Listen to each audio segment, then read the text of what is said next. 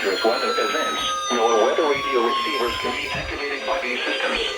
A message with information about a watch or warning would follow. Tests of these systems are normally conducted by the National Weather Service between 11 a.m.